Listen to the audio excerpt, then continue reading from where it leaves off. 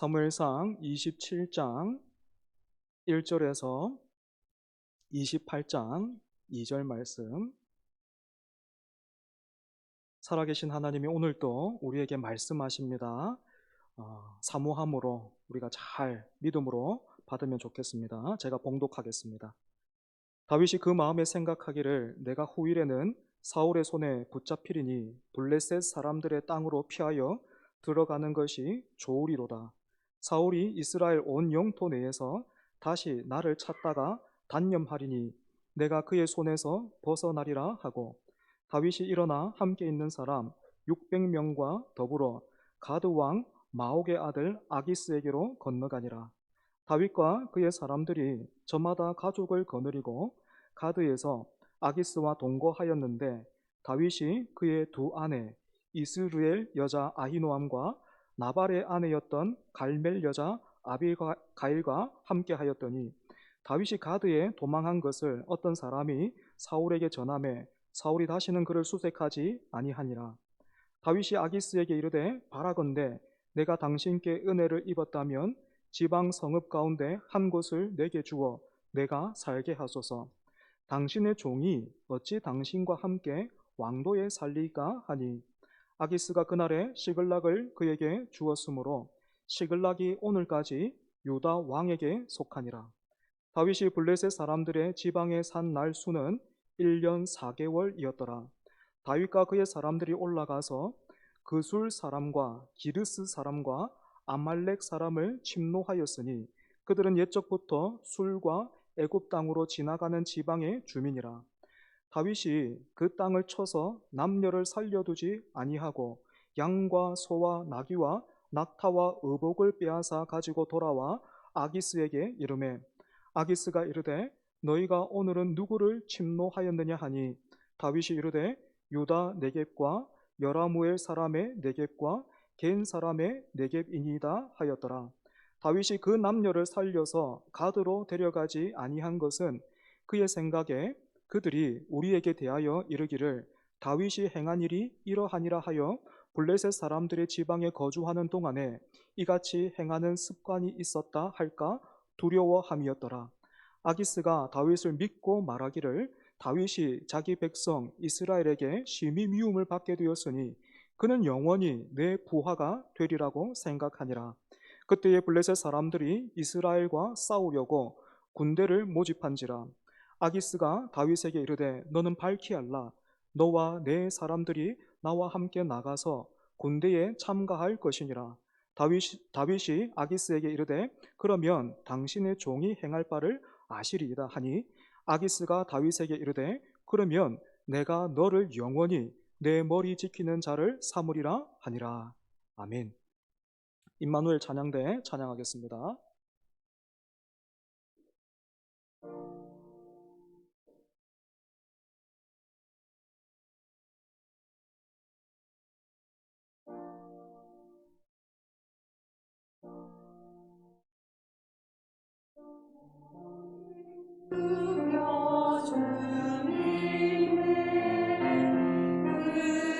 음성을 구하리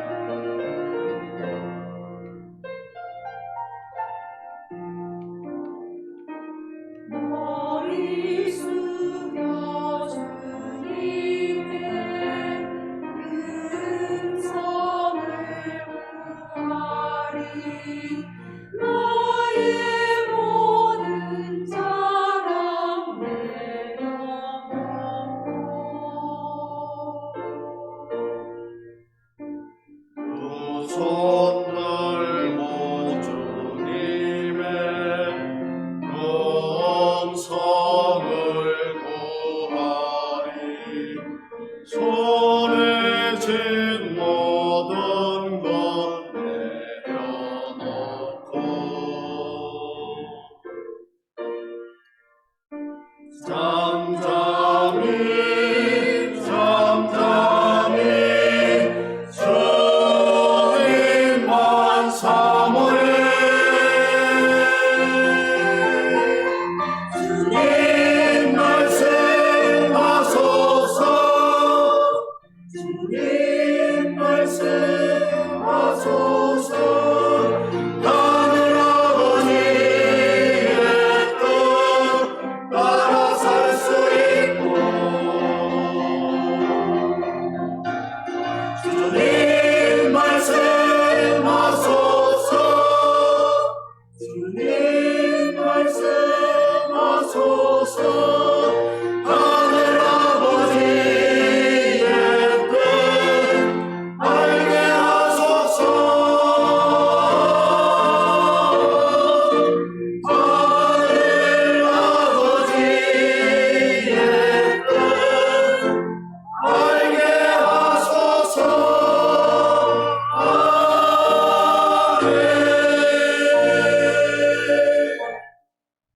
아멘. 감사합니다. 찬양대의 고백처럼 주님께서 말씀하실 때에 하나님의 그 뜻을 깨닫고 그 말씀에 붙들리는 은혜가 있기를 바랍니다. 읽으신 것처럼 오늘 본문은 다윗이 블레셋으로 두 번째 망명한 이야기입니다. 많은 학자들이 이때가 다윗이 사울에게 쫓겨다닌 지 대략 8년에서 10년 정도 됐을 것이다, 그렇게 추측하고 있습니다. 여러분, 지난 10년간 다윗의 삶이 어땠습니까? 이스라엘에 속한 광야라는 광야는 모두 전전하면서 고달프고 척박한 삶을 살았습니다.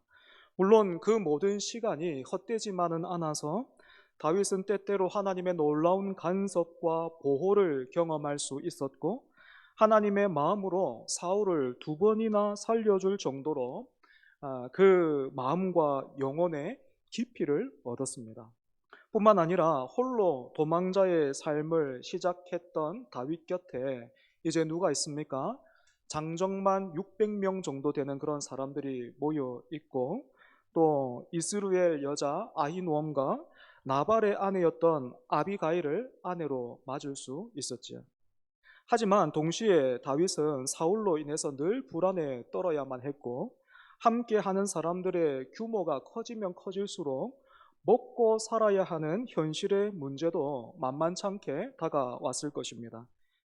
그래서 이 모든 상황을 두고 한번 생각해 보면 아마 이 당시 다윗은 잠도 제대로 못 잤을 거예요. 이쪽으로 누우면 사울이 또다시 분명히 나를 쫓아올 텐데 이제는 어디로 피해야 하나. 그냥 그때 눈 한번 질끈 감고 아비새를 시켜서 사울을 정리했어야만 했나? 아니다. 그래도 하나님이 기름 부어 세운 그 사람을 치는 것은 하나님이 기뻐하시지 않는 일이니까 잘한 거다. 그러니 후회하지 말자. 그런데 하나님은 언제까지 나를 이런 처지에 놓아 두실까? 이런 생각이 꼬리에 꼬리를 물었을 것이고, 또 다른 쪽으로 돌아 누우면 이제까지는 어떻게 이렇게 먹고 살기는 했는데 이제는 또 어디서 무엇을 해야 하나라는 그 고민 때문에 머릿속이 복잡했을 것입니다. 사랑하는 여러분, 만약에 이런 다윗이요, 오늘 여러분들을 찾아와서 자기의 이 현실과 고민을 털어놓는다면, 아니 함께 신앙생활을 하고 있는 그 지체들 중에서 이런저런 아픔과 또 문제를 두고 내가 너무 힘들어서 지금 어쩔 줄을 모르겠다 하면서 여러분들에게 도움을 청하고 조언을 구한다면 여러분 어떻게 하시겠습니까? 어떤 말로 여러분들은 위로하고 그 사람에게 또 말해주겠습니까? 대부분은 보면 비겁하게 목사님한테 갑시다 이렇게 해서 저만 힘들게 되던데, 여러분 사실 이미 우리는 답을 알고 있잖아요. 그죠? 무엇입니까? 아무것도 염려하지 말고 오직 모든 일에 기도와 간구로 너희 구할 것을 감사함으로 하나님께 아뢰라. 그리하면 모든 지각에 뛰어난 하나님의 평강이 그리스도 예수 안에서 너희 마음과 생각을 지키시리라. 아멘이죠. 그죠? 그래서 여러분, 우리를 찾아와서 그렇게 너무 힘들다고 말하는 그 사람에게 이 말씀 함께 나누고 또 이 말씀으로 위로하고 격려하면 어떻던가요? 그 사람이 당장에 막 힘을 얻고 소망을 얻어서 기뻐하면서 돌아가던가요? 입장을 바꿔서 여러분은 어떻습니까? 하나님의 말씀이 들을 때마다 달고 오묘하고 예배의 자리와 기도의 자리가 매번 감사하고 막 신이 납니까? 제가 청년 시절에 한 후배가요, 저에게 고민을 털어놨습니다. 아쉽게도 구체적인 그 내용은 기억이 나지는 않지만 그렇게 자신의 모든 어떤 아픔과 상황과 고통을 말한 뒤에 저에게 이렇게 물었던 것은 제가 생생하게 기억하고 있습니다. 그래도 말씀과 기도밖에는 없습니까? 말씀과 기도 말고 나에게 해줄 다른 말은 없나요? 후배는 답답했던 겁니다. 지금도 힘에 벅차도록 예배 자리에 나오고 있고 또 기도하고 있고 성경도 읽고 있는데 여전히 그런 나에게 해줄 말이 말씀과 기도밖에는 없다면, 성경을 읽으라라는 그 말밖에는 없다면 도대체 하나님은 나를 사랑하고 계신 게 맞습니까? 하나님은 나를 알고 계시고 나에게 귀를 기울이고 계시는 게 맞습니까? 그렇다면 이건 아니잖아요. 이렇게까지 나를 몰아가면 안 되는 거지요. 했던 겁니다. 저는 똑같은 울분과 답답함이 오늘 본문의 다윗에게도 있었다 생각합니다.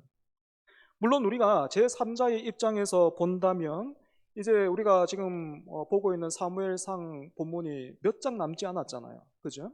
그래서 이제 조금만 뒤로 더 가면 사울이 블레셋과의 전투에서 전사하게 되기 때문에 아이고 조금만 더 기다려보지 뭐 이렇게 말할 수도 있겠지만 이미 10년이라는 세월을 버텼던 다윗에게는 한계가 와버린 거예요. 그래서 다윗이 어떻게 합니까? 본문 1절 보시면 이렇게 되어 있죠. 다윗이 그 마음에 생각하기를. 이 표현을 영어 성경으로 보면 그때 다윗은 자기 스스로에게 말했다. 이렇게 되어 있습니다. 그래서 생각의 꼬리를 따라가다가 보니까 어떤 상황이 그려졌습니까? 언젠가는 내가 사울의 손에 붙잡혀서 죽겠구나 싶었습니다. 여러분, 다윗의 이런 결론에는 시기와 질투에 눈이 멀었고 정신까지도 온전하지 않았던 사울에 대한 그 불신뿐만 아니라 사실 그 본심 깊숙한 곳에는 사실은 하나님도 못 믿었던 거예요.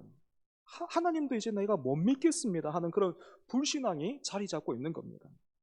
사람인지라 상황에 따라서 이런저런 생각을 할 수밖에는 없겠지만 그래도 적당한 선에서 말의 꼬리와 생각의 꼬리를 잘라내야 되는데 그렇게 하지 않고 그 꼬리를 계속 붙들고 끝까지 가면 결국에는 이런 결론에 닿게 되는 거죠. 하지만 여러분, 저는 여기에서 다윗의 편을 들어주고 싶어요. 다윗을 책망하거나 그런 게 아니고 저는 다윗 편을 들어주고 싶어요.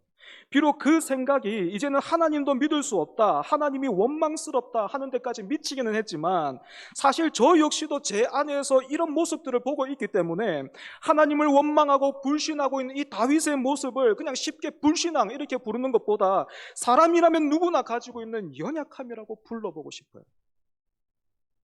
내가 사울을 2번은 살려줬지만 3번째 만난다면 그때는 내가 죽지 않을까? 사람이라면 왜 이런 생각 못 하겠습니까? 왜 이런 생각이 안 들겠습니까? 그런데 문제는 이런 생각을 했다는 것 자체가 아니고 내가 이런저런 생각을 해보니까 두렵고 죽을 것 같으니까 하나님 어떻게 해야 합니까? 다시 한번 인도해 주시고 도와주십시오. 이렇게 하나님 앞에 엎드려야 되겠는데 그렇게 하지 않고 내가 스스로에게 말을 걸어서 답도 내가 내리더라라는 것입니다. 그래서 다윗이 내린 답은요, 블레셋 사람들의 땅으로 피하는 것이었어요. 이렇게 내린 결정을 다시 한번 영어 성경으로 보면 내가 블레셋으로 피하는 것 말고는 더 나은 길은 없다. 이렇게 되어 있습니다. 사랑하는 여러분, 이제까지 우리가 살펴봤던 다윗은 어떤 사람이었습니까? 사울을 피해서 다윗이 유다 땅 헤렛 수풀에 숨어 있었을 때에 다윗에게 어떤 소식이 전해졌습니까? 이스라엘에 속한 그일라라는 그곳에 블레셋 사람들이 쳐들어와서 타작마당을 탈취해 갔다라는 그 소식을 다윗이 들었잖아요. 그죠? 그때 다윗이 어떻게 했습니까? 하나님께 묻지요. 내가 가서 이 사람들을 도울까요? 블레셋 사람들을 칠까요? 하나님께 물었습니다. 그때 하나님이 어떻게 하셨습니까? 가라 하셨어요. 하지만 하나님으로부터 이 답을 묻고 얻었지만 이 주변의 그 사람들이 동료들이 어떻게 반응했습니까? 가기를 싫어했죠. 주저했죠. 지금 이렇게 지내는 것도 아슬아슬해서 너무 힘든데 가가지고 뭐 전투를 벌이는 날에는 뭐 사지로 뭐 이렇게 걸어 들어가는 것과 똑같았기 때문에 못하겠다 한 거예요. 여러분, 그러면 보통 우리는 어떻게 합니까? 아니, 목사님, 나 해볼라 했는데 안 되겠네요. 뭐 사정이 그래 됐습니다. 다음에 뭐 기회가 있으면 제가 한번 해보죠. 이렇게 하고 말잖아요. 그죠? 그런데 다윗이 그때는 어떻게 했어요? 또다시 하나님께 물었습니다. 예. 그래서 얻은 답이 무엇입니까? 하나님이 역시 가라 하셨죠. 그죠? 그래서 다윗이 결국에 그 명령에 순종했지 않습니까? 그죠? 뿐만 아니라 다윗은 누가 봐도 하나님이 주신 기회라고 볼 수밖에 없는 그 상황 속에서도 막 지금이 하나님이 주신 기회니까 저 사울 죽여버립시다. 그냥 명령만 내리십시오. 내가 하겠습니다. 하는 그 주변의 소리나 자기 자신의 사욕에 치우치지 않고 세미한 음성과도 같았던 그 하나님의 말씀을 붙들고 사울을 2번이나 살려줬잖아요. 이랬던 다윗이 블레셋으로 망명을 떠나는 이 순간에는 왜 하나님께 묻지 않았을까요? 혹시 다윗이 깜빡했을까요? 아닐 겁니다. 저는 다윗이 기도하기를 애써 외면했다 생각합니다. 왜냐하면 다윗이 기도하면 하나님은 이번에도 블레셋으로 가지 말고 유다 땅에 그대로 있으라 이렇게 말씀하실 것이 뻔했기 때문에. 그러니까 다윗은 하나님이 뭐라고 하실지 이미 알고 있었던 거예요. 과거에도 사울을 피해서 모압 땅에 잘 숨어있던 다윗에게 하나님은 갓 선지자를 보내셔가지고 여기 이러고 있지 말고 유다 땅으로 들어가라 그렇게 하셨는데 다윗이 그 말씀에 순종해서 유다 땅으로 들어와서 여러분 어떻게 살았습니까? 얼마나 많이 고생했어요. 그죠? 그러니까 다윗에게는 지금 이 상황이 안 봐도 비디오인 거예요. 그래서 안 묻는 거예요. 뭐라 하실지 분명하니까. 답은 아는데 어떻게 해야 될지도 알겠는데 그 결과가 너무 뻔하게 보여가지고 그렇게 하기가 싫고 그럴 힘도 없었던 거예요. 그럴 마음도 없었던 겁니다. 그래서 다윗은 하나님께 묻지 않고 자기 생각대로 자기에게 속한 모든 사람들을 이끌고 블레셋의 가드왕 아기스에게로 망명을 갔습니다. 사랑하는 여러분, 이처럼 다윗이 자기 생각대로 블레셋 땅으로 간 것은 이스라엘의 왕으로 기름 부음 받은 사람에게 합당하지 않은 결정이었을 뿐만 아니라 하나님이 기뻐하시지 않는 일이지요. 그죠? 그런데 여러분, 하나님 어떻게 하십니까? 이런 다윗에게 벌을 주신다거나 아니면 선지자를 통해서 다시 한번 막아서지 않으시고 어떻게 하십니까? 마치 이렇게 하시는 것 같아요. 그게 네 생각에는 최선이야? 그게 제일 좋은 길이 맞아? 그렇구나. 그렇다면 어디 한번 가보자 하시면서 아무 말씀도 없이요 다윗과 함께 그 길을 가십니다. 우리 하나님 참 희한하죠. 성경을 보면 하나님이 계속해서 순종하라, 말씀에 순종하라, 내 뜻에 순종하라, 그렇게 말씀하시지만 때로는 어떻게 하십니까? 이처럼요 우리를 막아서지 않는, 그게 너 최선이야? 네가 생각하기에 최고야? 그래, 가보자. 기억하시겠지만 다윗이 블레셋의 가드 왕 아기스에게 망명을 온 것은요, 이번이 두 번째예요. 먼저 번에는 어떤 일이 있었습니까? 가드 왕 아기스의 신하들이 다윗을 엄청나게 반대하고 또 위협을 했잖아요. 그래서 여러분, 다윗은 수염에 침을 흘리면서 미친 척까지 해가지고 겨우 살 수 있었습니다. 그런데 이번에는 대우가 달라졌어요. 과거에는 다윗이 혈혈 단신이었다면 지금은 굉장한 규모를 이끌고 있죠. 그죠? 장정만 600명이었으니까 거기에 속한 어떤 가족들을 다 한번 우리가 계산해 본다면 아마 최소 한 2,000명 이상, 많으면 3,000명 이상 되겠죠. 여러분 3,000명 이상 되는 교회의 규모를 한번 생각해 보십시오. 엄청나죠, 그죠? 그 사람들을 이끌고 있었고, 또 세월이 흐르면서 블레셋 사람들도 이 사울과 다윗의 관계를 알고 있는 거예요. 아, 사울이 지금 다윗을 쫓아다니는구나, 다윗이 피하고 있는구나, 아는 거예요. 그래서 적은 나의 동료가 될 수 있겠다라는 그 계산에 아기스 왕은 다윗과 그 무리들을 자기 곁에서 함께 지내도록 했습니다. 뿐만 아니라 본문 4절 보시면 다윗이 가드로 도망쳤다라는 소식을 들은 사울은 더 이상 다윗을 찾지 않았죠. 여러분, 이처럼 과거와는 달라진 가드 왕 아기스의 환대와 사울이 수색을 멈췄다라는 소식을 듣고 다윗이 어떤 생각했겠습니까? 그래, 이번에는 내 생각이 맞았지. 잘했다. 잘 왔구나 싶었겠지. 하지만 얼마 지나지 않아서 다윗은 아기스 왕이 그저 자기에게 호의를 베풀고 있는 것이 아니고 사실은 곁에 두고 감시하고 있다라는 것을 느낄 수 있었습니다. 사울 안 보면 살 것 같아가지고 저 사람 너무 믿고 막 배신감에 너무 싫고, 그래서 이스라엘 땅 떠났는데, 그래서 블레셋 가드에 왔는데, 여기에서도 다윗은 사울과 표정만 다르지 자신을 경계하고 있는 아기스를 만나게 된 것입니다. 이 불편한 동거에서 어떻게 하면 벗어날 수 있을까 고민하던 다윗은 정치적인 수완을 발휘하는데요.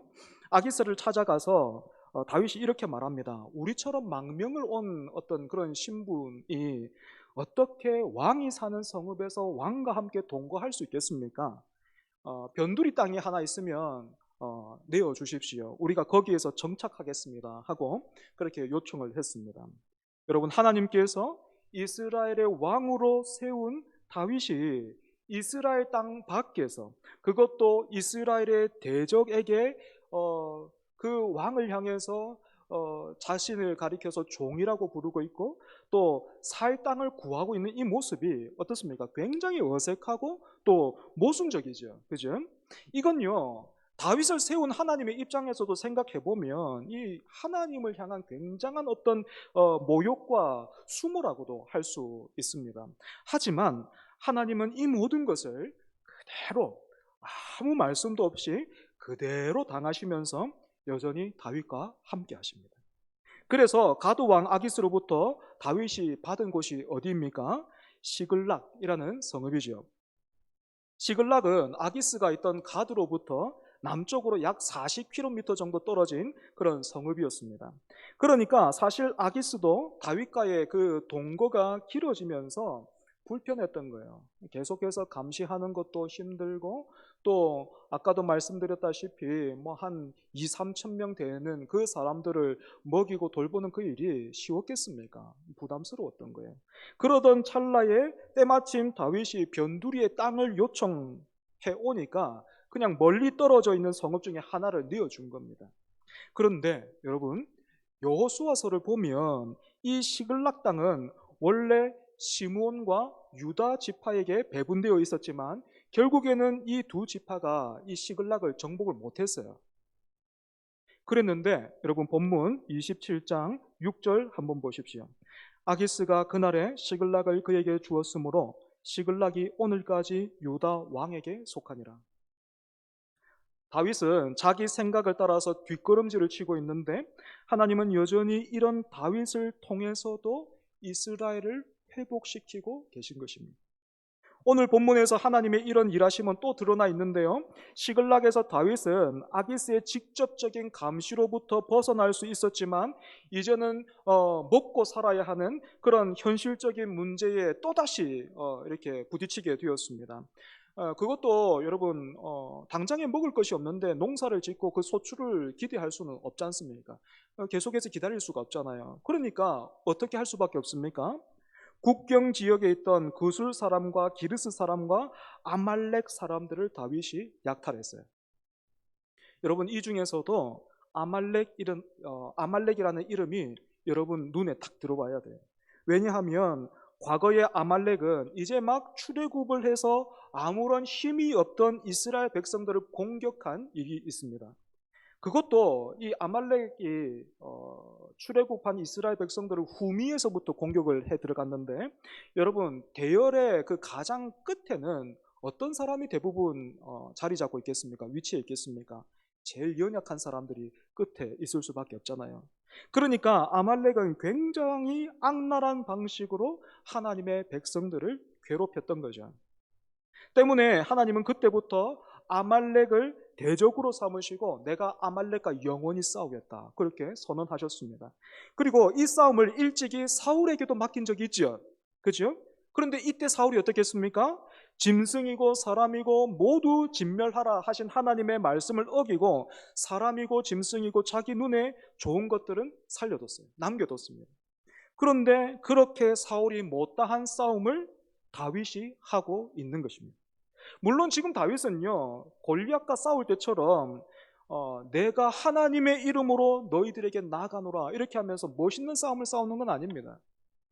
그저 다윗은 먹고 살아야만 했고, 그래도 명색이 이스라엘 왕으로 세움받은 사람이었기 때문에 같은 그 국경을 마주하고 있는 같은 그 이스라엘 사람들, 동족은 공격할 수가 없으니까 다른 쪽에 있는 그 사람들을 약탈하고 빼앗았을 뿐입니다.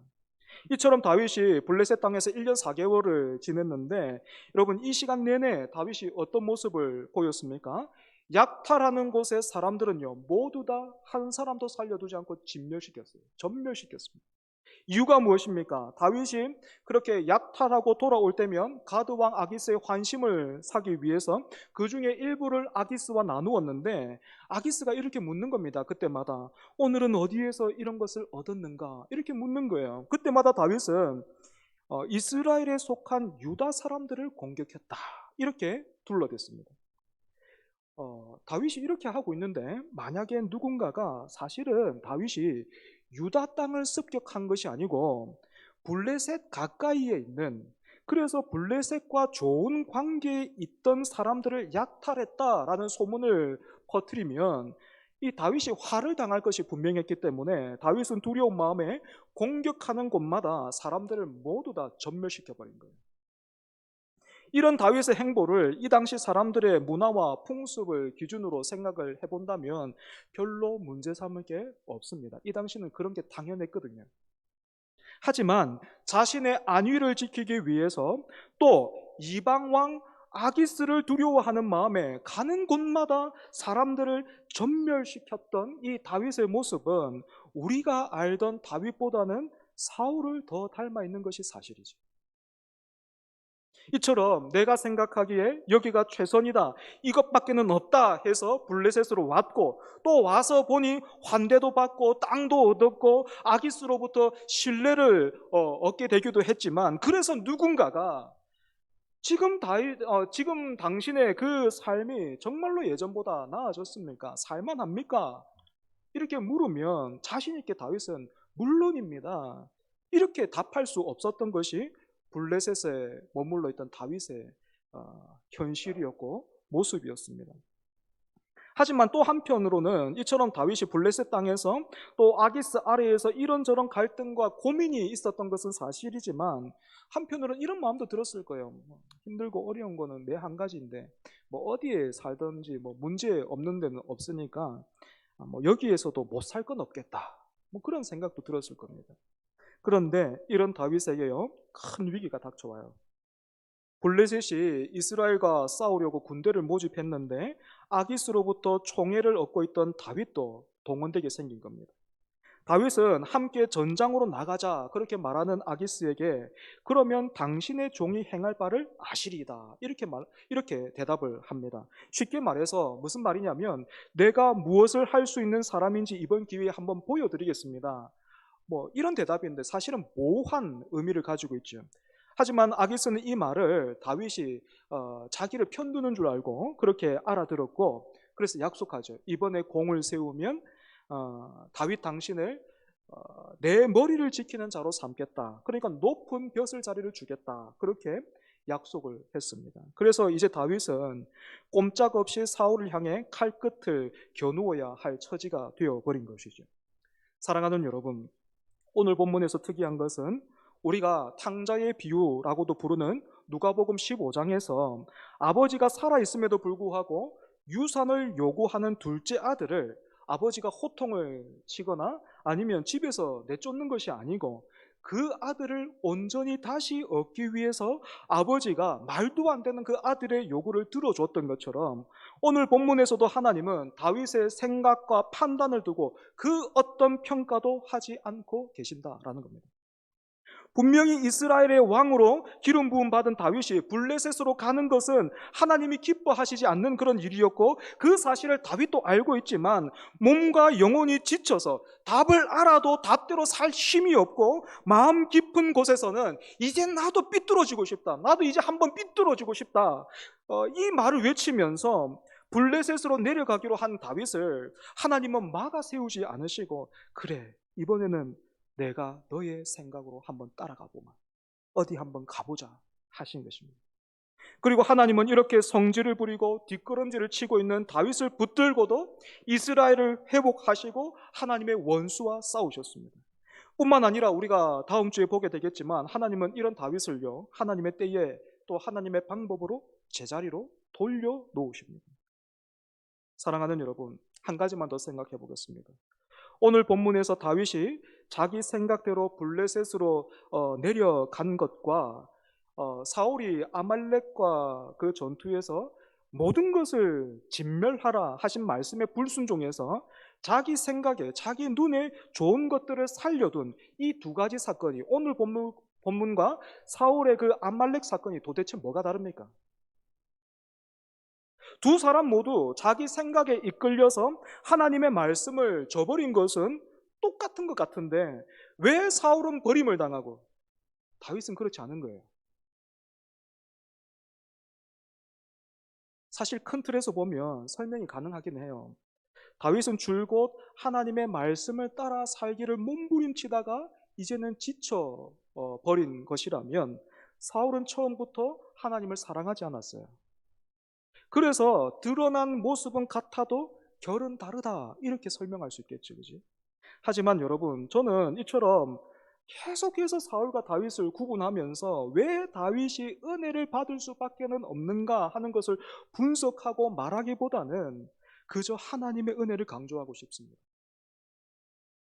우리가 다 이해할 수 없고 때로는 불공평하게까지 보이는 그 은혜가 두 번째로 블레셋으로 내려갔던 다윗뿐만 아니라 오늘 저와 여러분도 붙들고 있는 줄 믿습니다.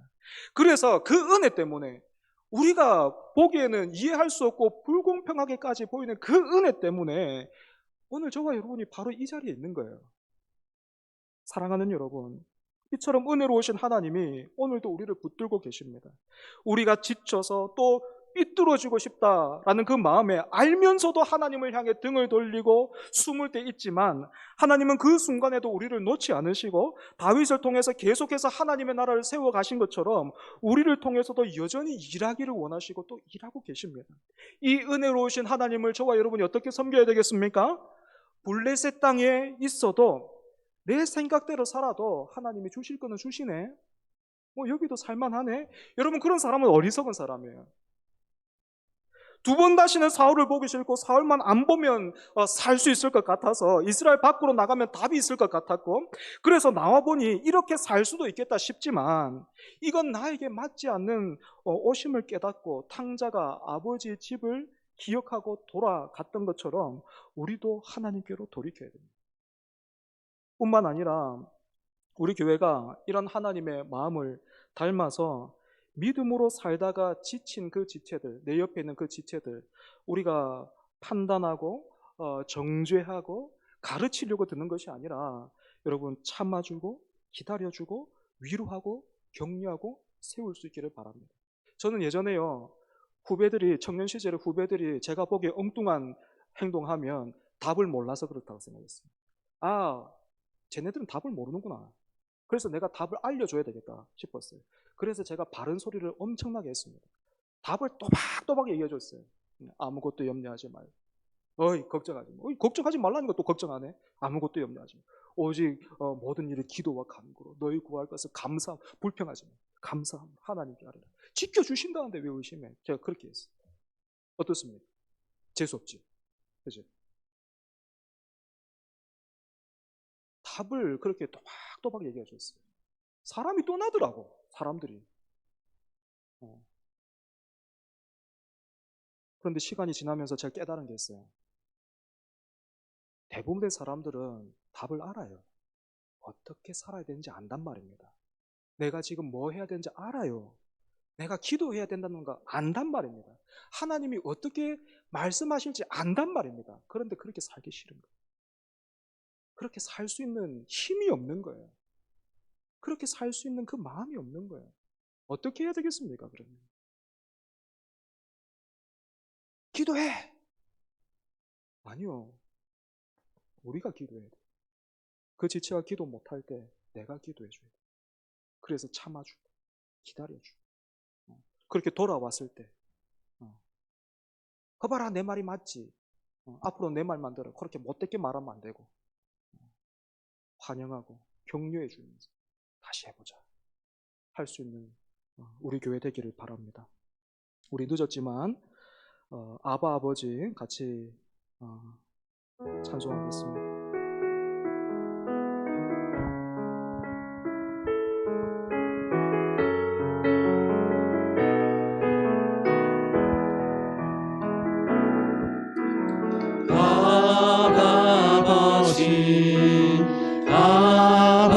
아버지 나를 안으시고 바라보시는 아버지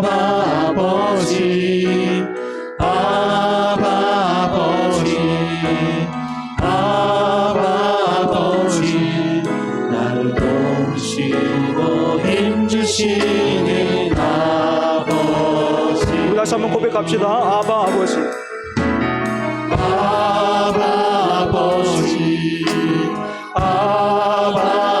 나를 안으시고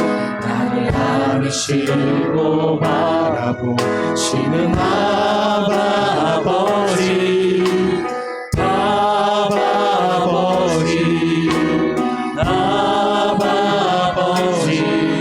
나를 도우시고 힘주시는 아버지. 주는 내 마음을 고치시고 주는 내 마음을 고치시고 볼 수 없는 상처 맞으시네. 나를 아시고 나를 이해하시네. 내 영혼 새롭게 세우시네. 주는 내 마음을 고치시고 주는 내 마음을 고치시고 볼 수 없는 상처 만지시네. 나를 아시고 나를 이해하시네. 내 영혼 새롭게 세우시네. 다시 한번 주는 내 마음을 고치시고 주는 내 마음을 고치시고 볼 수 없는 상처 만지시네. 볼 수 없는 상처 만지시네. 나를 아시고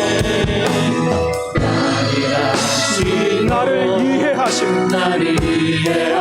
내 영혼 새롭게 세우시네. 내 영혼 새롭게 세우시네.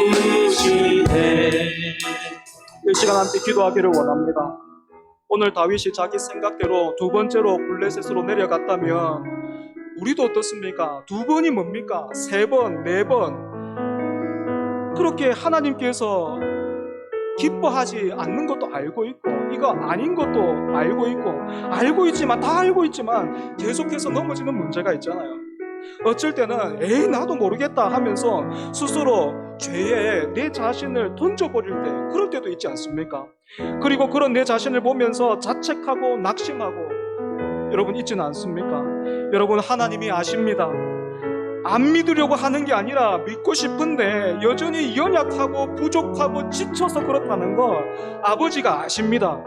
그리고 그런 우리를 붙들어 주시고 고쳐 주시고 다시 제자리로 돌려놓을 수 있는 그 능력이 우리 아버지에게만 있습니다.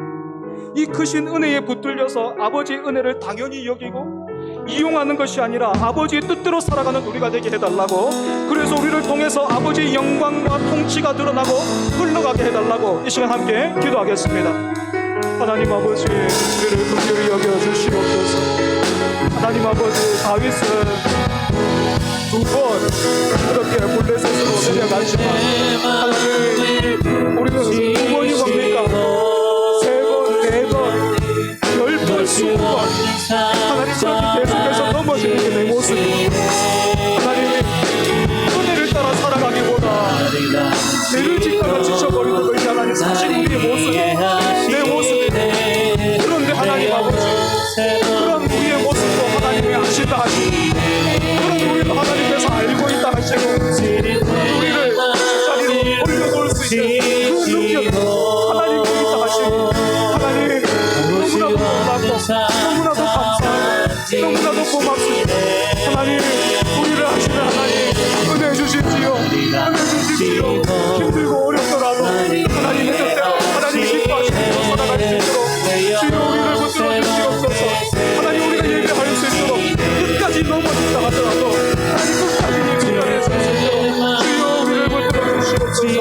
하나님, 그 은혜를 당연하게 여기고 그 은혜를 가볍게 여기는 우리가 되지 말게 하여 주시고, 언제든지 그 은혜를 힘입어서 하나님의 뜻대로 살기를 애쓰는 하나님 우리가 되게 하여 주시고, 그런 은혜를 보여서 하나님의 불쌍하시고 그 은혜, 그 크신 통치가